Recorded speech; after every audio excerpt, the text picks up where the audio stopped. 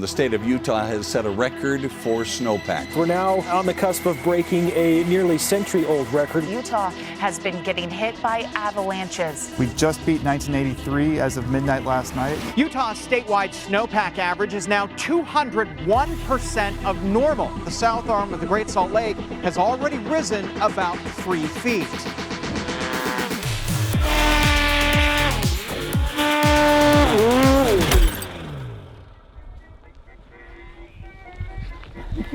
Is this when we do the intro?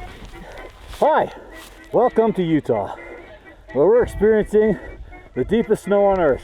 And my turbo got clogged with snow. That's why I did that. It look cool though? So cool.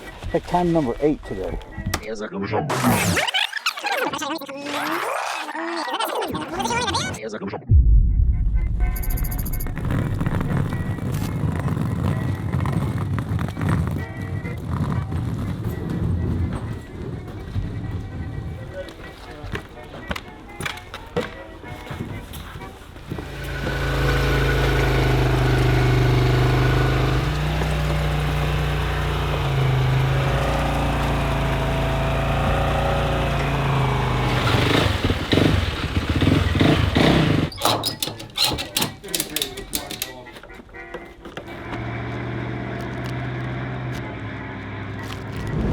You think, Al, what's gonna happen today? Hold on here. So bright, can't see. There we go. Now I can see. I think it's going to be an adventure to get up there and see if we have to dig tunnels to get to the cabin. What did you tell me earlier? Well, because I wasn't bringing a GoPro, that you're going to have to film everything, because you just know that if I don't bring the camera, then something really awesome is going to happen. True. Unfortunately, when we stopped the shop, I grabbed the GoPro. Guys, meet Zion. This is my puppy. He's a South African Borbal, which is a member of the Mastiff family. Now, this is a very rare and very powerful breed of dog. One of the things I love most about this dog is he is fiercely loyal, he has tons of energy, he's super strong, he's great with our kids. However, he's a high performance machine. And just like any other high performance machine, like a Ferrari or any other high performance vehicle, you wouldn't put low octane fuel in it. You gotta put the highest grade octane you can find. Same thing with dogs. You can't just feed them any old food. Believe me, we tried. We've given him kibble, we've given him all sorts of different stuff, trying to figure out what works best for him, what gives him the best energy, and more than anything, what helps his stomach not be upset. That's why I'm proud to talk about the sponsor of today's video, which is Sunday's Dog Food. They figured out how to take high grade beef and chicken, dehydrate it for 11 plus hours, and create like these jerky style strips that make great dog food. And when I mean great dog food, I mean really good food. Better energy, much better overall stomach health, better hair. Everything about this dog has improved since his diet has improved. And the best part is he loves this stuff. Ready for this? Watch. There you go. One reason why Zion and I both love Sunday's dog food is because it's all natural, human grade. So it doesn't have all this synthetic ingredients and all the garbage that the kibble has. So they went through and figured out what gives dogs an upset stomach, what makes them lethargic and slow and not feel well, and basically went to like 90% high grade USDA beef, chicken. It's like really high-end stuff. And then they just dry it for like 11 plus hours and it turns into like this jerky style formula. So it's pure meat. In trying to feed this monster, the only food that we found that really works for him was like the stuff that you have to prepare for him. You have to put it in the fridge. It's like he eats meals like a regular person. And the reason why he loves it is because it's high protein, it's nutrient dense, it's made in the USA, and it's got a phenomenal shelf life because it's basically just beef jerky. So here's the thing, guys. If your pet is struggling with the right kind of kibble, if for some reason you can't figure out what to give them to make them perform at their peak performance, or if they're having any sort of stomach issues, they're not processing the kibble correctly, Sundays is probably the right move for you. They've got beef, they've got chicken, and it's just simple. And the dogs absolutely love it. Click the link in my description below and go to Sunday's website and you're gonna get 35% off on your order. And if you sign up for their subscription service, which your dog's gonna eat every month, so you might as well, you'll save even more money. So guys, this is a no-brainer. Zion loves it. I love it because it makes cleanup way better. It just makes him a happier, more energetic dog. And overall, it's the best stuff we've found. So if you love your pups like I love this guy, get him some good food. You eat right, they deserve to eat right too, huh buddy? Who's your happy boy, huh? I'll go play, come on, let's go. Come on.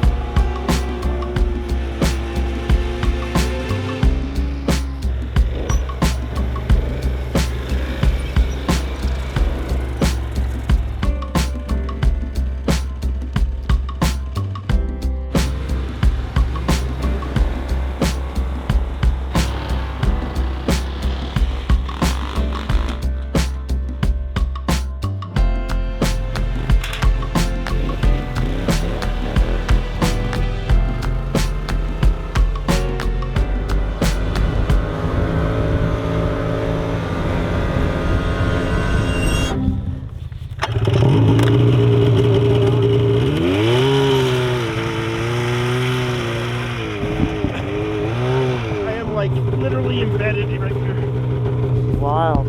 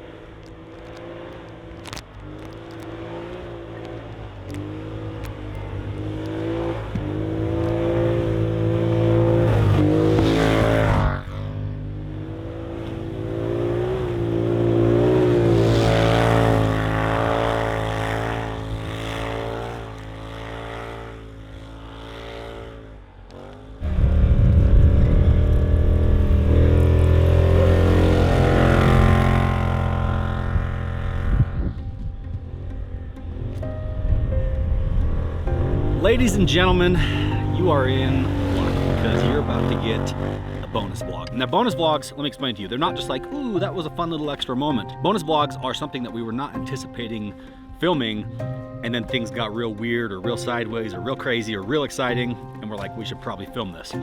Which is why I'm halfway up the mountain right now, sitting on my snowmobile in the deepest snow ever recorded in Utah's history. A little background for you. My cabin is on the mountain above my house here. It's about 12 miles up this steep canyon. Some of you guys have seen the videos where we've come up and tried to get the propane tank and done some other stuff up here on the mountain. Well, Utah has officially broken all of its historical records for snowfall. I believe the deepest parts of Utah have got somewhere like close to 900 inches of total snowfall. Currently we're sitting on, what do you think, 12 feet? At least. I think the actual base up here, up at the cabin, is about 200 inches, which means my cabin is completely buried. I came up the other day to check it out, and all I could see was the 3rd story window. We climbed in through it and realized that there was some serious stuff going on. Doors were bulging in, it needed some help. So we were just gonna come up today and dig it out. But as we're up here, I'm realizing that anything could happen because we've got 3 snowmobiles, Dieseldave on the timber sled, and we've got Alan and Skeeter on the Sportsman ATVs with tracks. This snow is so unbelievably unpredictable and deep that it's already been a rodeo getting up here, and we still have about 3 miles of solid boondocking to go to get to the cabin. Keep in mind, since it's snowed so hard and the wind is blowing so hard up there, or up here, that the roads are completely gone. In fact, right above us is where the road used to be, like in the summer when the road that we take to the cabin, and most winters you can ride that road. Now, completely gone. So we are in the ravine, and we're gonna take you guys along. I told you that when we started this, we would just show you the ins and outs, kind of our everyday life, everything we had going on, and this is definitely something that is part of our everyday life, and it is definitely gonna be an exciting moment as we go dig through probably close to 30 feet of snow that's pushed up against my cabin and try to get access to the doors. So buckle up. Yeah, so buckle up. Yeah, we don't have any seatbelts here because we don't have seatbelts on snowmobiles. What? Which is probably a good thing. But you're gonna see some amazing scenery. You're gonna see some historical snow. This is probably once in a lifetime snow. I hope not. I hope we continue to get this, but I have never seen snow this deep in my life, and it would be pretty wild to see this again. So we're making history right now. We're showing you guys the deepest snow that has ever been recorded in Utah and the most buried cabins. So don't snowball me. Buckle up! All right, well, let's go.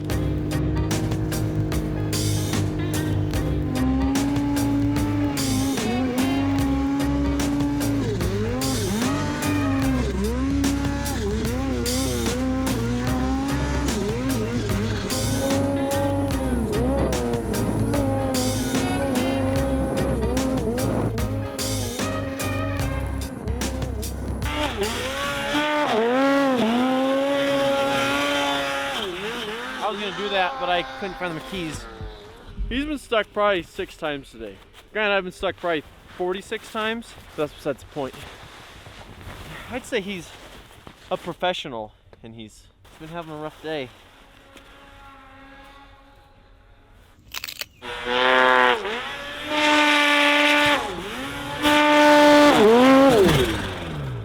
Okay, so I don't know what's happened since the last time I talked to you. Well, that was like 2-3 hours ago, and we have made it 1/8 of a mile. 7 feet. This is the deepest, craziest snow I've ever seen. I've never been in snow before where these big mountain turbo sleds are struggling. Like it's just bottomless because it's so fresh and it's so deep. It just hasn't packed yet.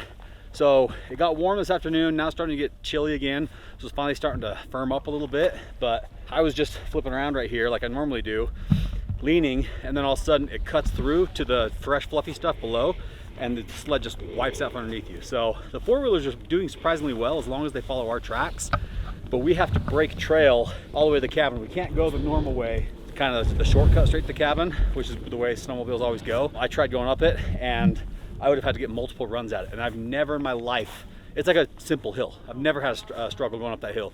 There's even a big group of riders up here earlier on turbo sleds. None of them made it past that point because it's just too deep. So tomorrow's gonna be an epic day, which, speaking of, it's probably gonna roll into tomorrow because it's already about 6 o'clock, and by the time we get to the cabin, we're gonna have to turn around and head right back down because we're gonna be running out of daylight, and a couple of these snowmobiles have turbos instead of headlights. Power, baby. So way more important than visibility. Oh yeah, absolutely. Yeah, I mean, you can't pick up chicks with light. Skeeter's stuck on the four-wheeler. We're gonna go down and break the trail where he's at, get him out, and then we're gonna hopefully caravan up. We're making it to the cabin. That's basically the goal for today. Break the trail, and then tomorrow morning we'll get an early start. But man, I'm not exaggerating when I tell you, never in my life have I seen anything like this snow. We should get a tally going of how many crashes or like stuck times. Saturday we came up and rode. I didn't crash once. I maybe tumbled off once. I didn't get stuck at all. Today has been a completely different story. I spent more time walking around trying to dig myself out than on it. Well guys, today mountain 1, us 0. We couldn't make it to the cabin. The snow was deeper than I've ever seen in my entire life up there. It was literally unrideable. Normally the path that we take straight to the cabin, I couldn't even make it up unless I hit it multiple times on my turbo sled, but even then if I made it, none of the four-wheelers and stuff could make it. So first time I've ever not been able to make it to my cabin in one day. That's very interesting. So we'll be back tomorrow. So this is going to be to be continued. It's probably going to be the same video. You're probably just going to, a couple minutes from now, you're probably just going to see us back up here. Never seen anything like this. We still have a ways to go and the snow's still getting deeper. So we'll see you in the morning. Who here has a beacon? Break it down like that. Ooh, I do. I've never, in my 15 years of riding, I haven't seen Avalanche danger as high as it is today. Be smart, fellas. They have yellow, orange, red, and black. And right now the forecast is red all the way to the foothills. Yeah. And I've never seen it that heavy. So be smart, stay together, stay with somebody always. If you get separated and get stuck, we'll come find you. Try and stay in a pair, at least. We'll work our way up to towards the cabin and just probably stay there right below the cabin until you guys get up there. And yeah, let's go rip it up. Man. Let's do it. But let's say a prayer real quick, if everybody's okay with that.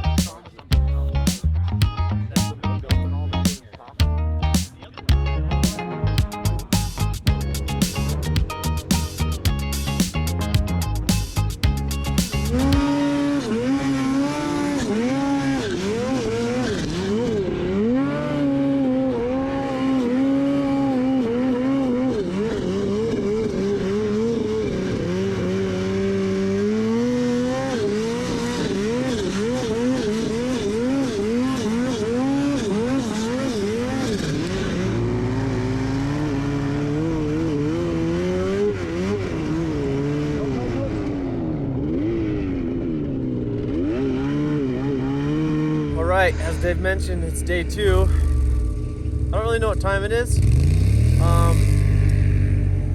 Listen, all the machines are doing awesome. However, this snow is it's too extreme. And so me as a unexperienced rider, you know, just find myself in this situation where I'm stuck a lot. We got Alan and the other four-wheeler up there stuck. We just pulled the muscle out. The rest of the guys actually made it to the cabin, so we finally made it to the cabin, which is good. Can I help you? Yeah, can I get some fries and a popsicle?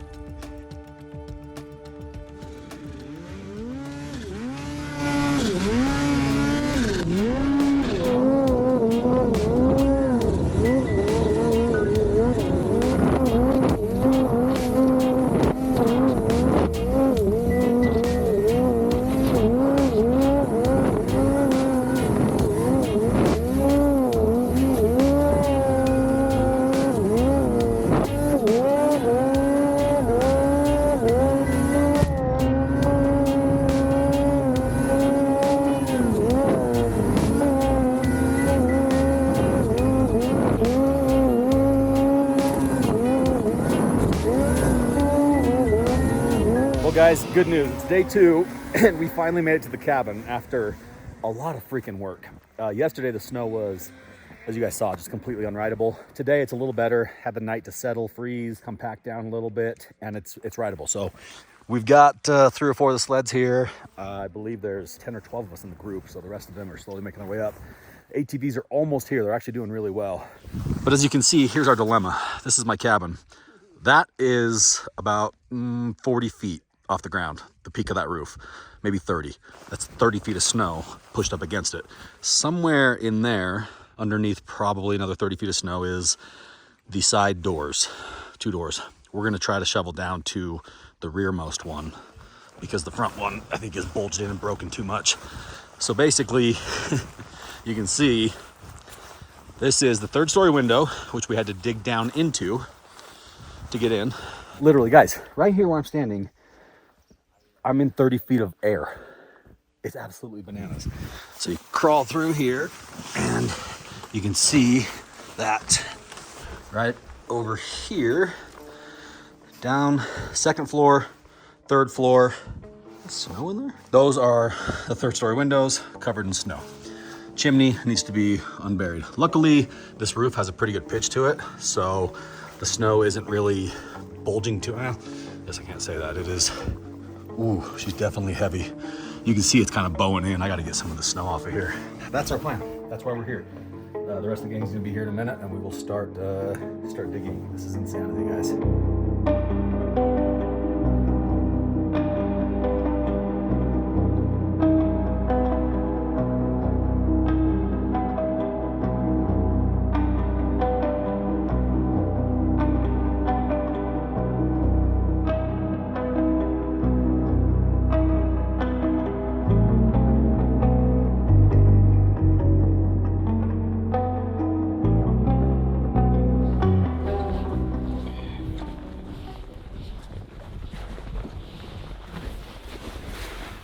I've actually never been up here on the top deck.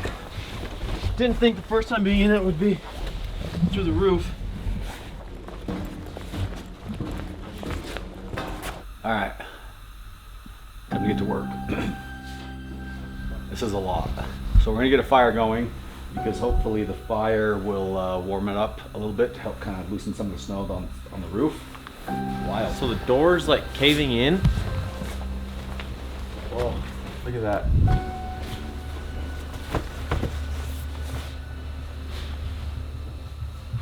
All this glass broke from that? Yeah. You have your deck right here, right? That's nuts. Is this wall? Looks new to me. Well,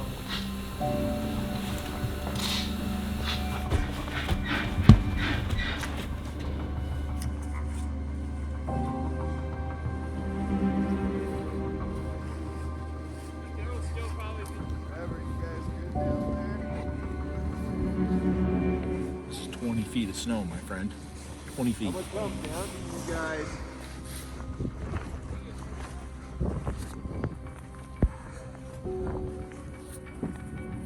this is unbelievable.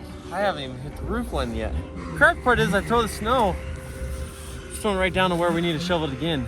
There's nowhere to send it. The issue is Dave started a fire downstairs and it just filled the whole entire cabin full of smoke because the chimney is clogged, as you can see. So I gotta hurry and find the chimney before the whole thing gets to a fire hazard. But the problem is, I don't really know where about 3 yards, 3 feet from the peak. I haven't even found the peak yet. Also, I don't know where the edge of the cabin is.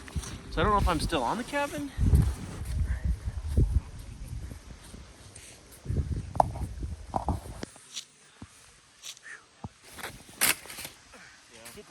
Right now, above the ground, we're solid 50 feet. When we used to bring the snowcat up here, we used to be able to plow this whole thing out and allow the snow to slide off the roof.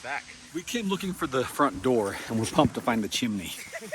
Wow, in all your days of wizardry. Have you ever seen this much snow? Yes, but not here. The only place I seen it was in Austria when we were skiing. How much snow is there? Actually, as much as this or more.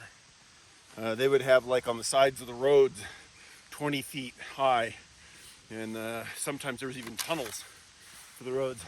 But this is insane. This is insane. It's really, in some places, about 30 feet thick or deep. And I'm just trying to get through so the sun can hit.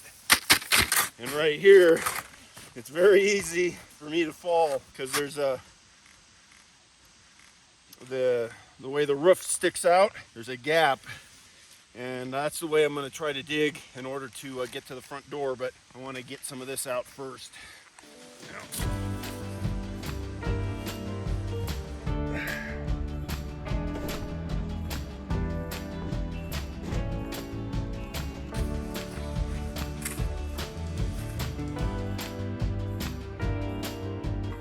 Alan has been just working on this tunnel here.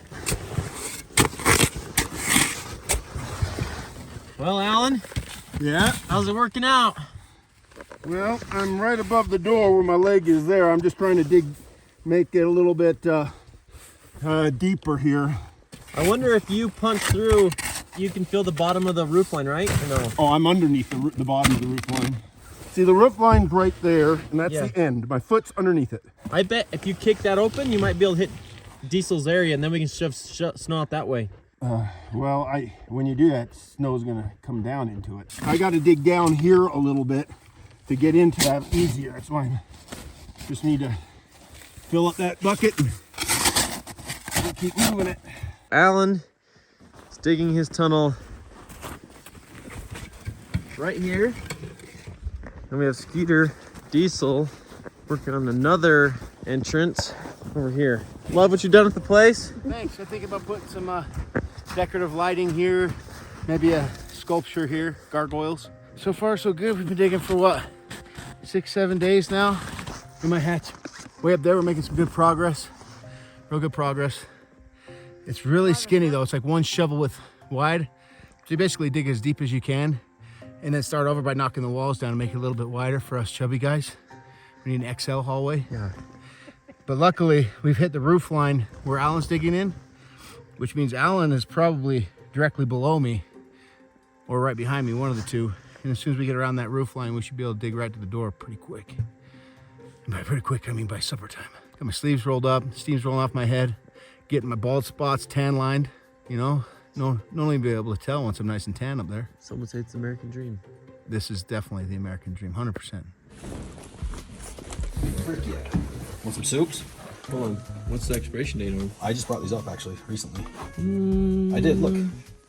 These are good until 2023, April. That's like this month. It is this month, yeah. We're good. What about the Muddy Buddies? Muddy Buddies have been here since 2017, but I don't think they have. Those don't go bad. Sugar doesn't go bad. Because I can't imagine.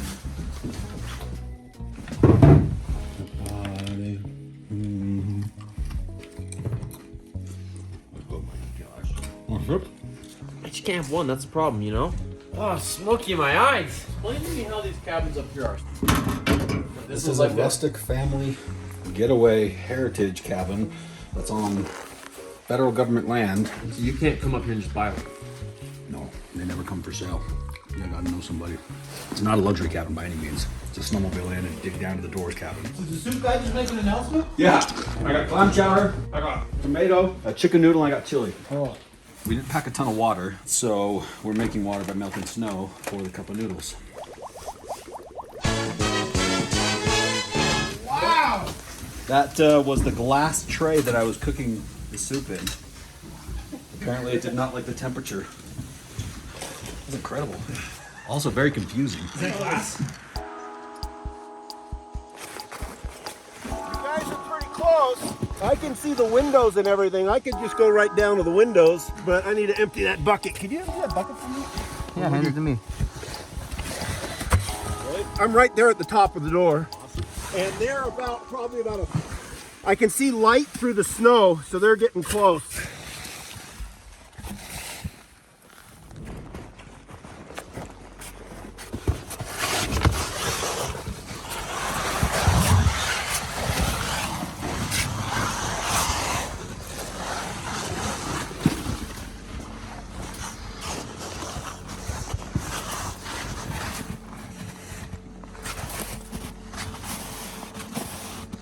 Well, my friends, mission kind of accomplished. I mean, really, it's accomplished because we're in this door, we're in that door, we got the chimney cleared, and our big ambitions and hopes and dreams of getting like a trench cleared, not gonna happen. But the good news is we have full access through the doors now. I'm gonna have to talk to the Forest Service and see if they're gonna allow any sort of equipment up here to be able to move the snow, because there's so much snow, it's actually bowing the roof of the cabin, which I've never seen happen. And if my roof is bowing, that means a lot of the other cabins are struggling as well, because I've got a fairly steep roof. Anyways, hope you guys enjoyed. This is just another day in the life of us and what we do. So now that we're done digging, we're gonna go ride and enjoy the rest of the day.